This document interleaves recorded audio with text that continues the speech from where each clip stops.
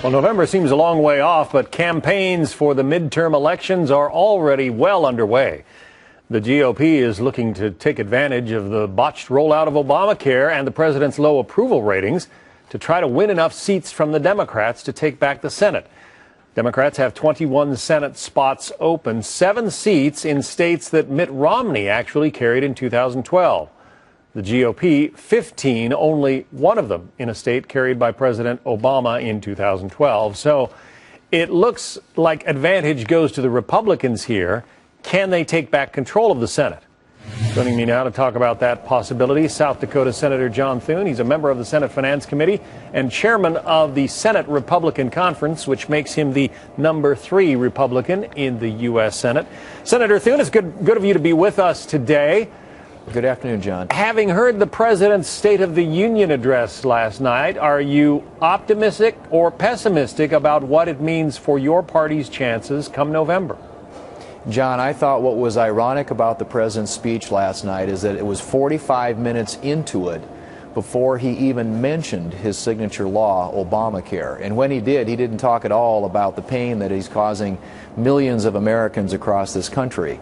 And after the speech, you had Democrats, some of the states that you mentioned there, where they're running re-election races this year, go out and issue statements that create a distance and separation from the president, which I think suggests that they're doing everything they can to run away from, distract, and try and change the subject, because they know how detrimental and how difficult it's going to be to win re-election after casting the deciding vote for the Obamacare legislation, which is creating so much harm, economic harm, to their constituents in their individual states. But as you well know, 10 months is a long time in politics. That's how far away we are from those November elections.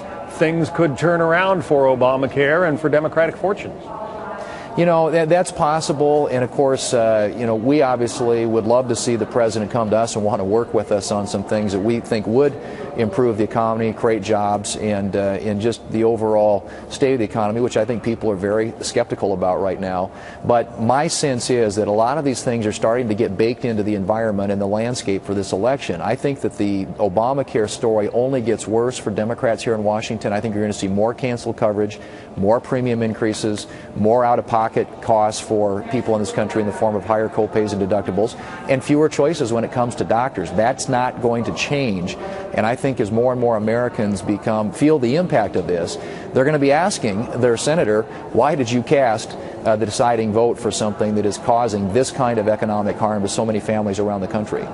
Republicans have been hopeful for quite a while about picking up seats in states like Alaska or Arkansas, currently represented by Democratic senators who are running for re-election this fall, states that voted for Mitt Romney last time around. But now we read that you are looking at maybe expanding the playing field quite a bit, that states like Michigan and Virginia all of a sudden, maybe even Oregon, look like they could be competitive races. I think, John, as the year plays out, you know, a lot of things, as you said, things can change. There are certain issues that have a short shelf life in politics. But I don't think the overall state of the economy, the problems with Obamacare, the things that the president is doing to make it more expensive for people in this country when it comes to the issue of energy, those things aren't going away. And if those are the things that people are thinking about and voting on when it comes to Election Day, I think it's going to be very hard for the states where you just mentioned, where you've got Democrats running for re-election. But I also think that the board does expand dramatically, because there are a lot of other states that could come into play when you're talking about those types of issues, and the Democrats here in the Senate and the president being responsible for the policies that have created these kinds of economic results for a lot of people in all these states. It is good to talk politics with you, Senator John Thune of South Dakota. Pardon me. Thanks, John. Thank That's you. all right.